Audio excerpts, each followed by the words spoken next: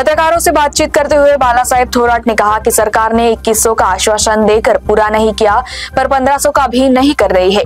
इससे यह पता चलता है कि सरकार दिशा भूल कर रही है।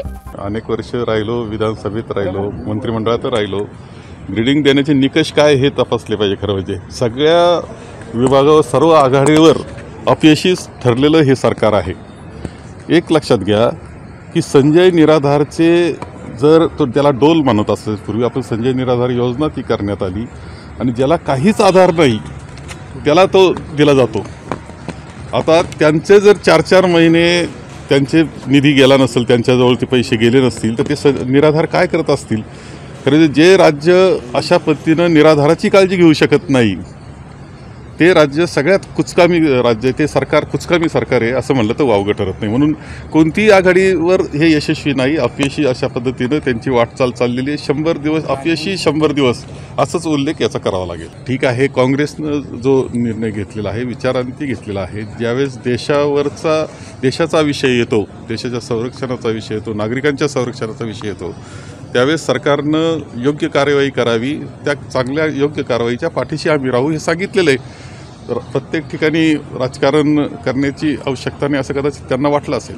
नाही, संपूर्ण राज्यामध्ये एवढे गचके खात आहेत नागरिक, त्यामुळं त्या प्रत्येक गचक्याला त्या सरकारची आठवण येते आणि म्हणून कदाचित नंबर 2 त्यांना दिला असेल।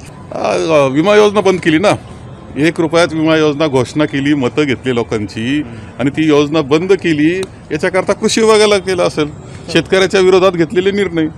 एसटीची अवस्था पहा, सगळ्या रस्त्यांनी एसट्या बंद पडलेल्या दिसत आहेत, खळखळाट झाला त्या एसट्यांचा।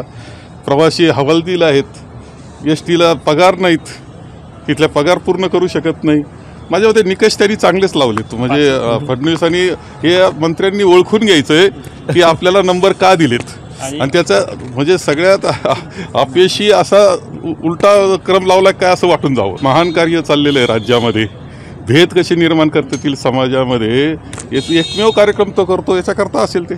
खरं म्हणजे तुम्ही निवडणुकीमध्ये आश्वासन देता आणि निवडणुकीचा जुमला म्हणता त्याला, हा शेतकरी इतका अडचणीतून जातोय। तुमचा सोयाबीनचा शेतकरी, कापसाचा शेतकरी, सगळीकडे अडचणी शेतकऱ्याकडे असताना आता पूर्णपणे फळबागांच्या शेतकरीसुद्धा आज अडचणीत आहे। भाजीपाला टोमॅटो फेकून द्यावा लागतोय, कांद्याचे भाव पडलेले आहेत, सगळा शेतकरी हवालदिल आहे आणि अशा वेळेस सरकारनं आधार देणं ही सरकारची जबाबदारी आहे।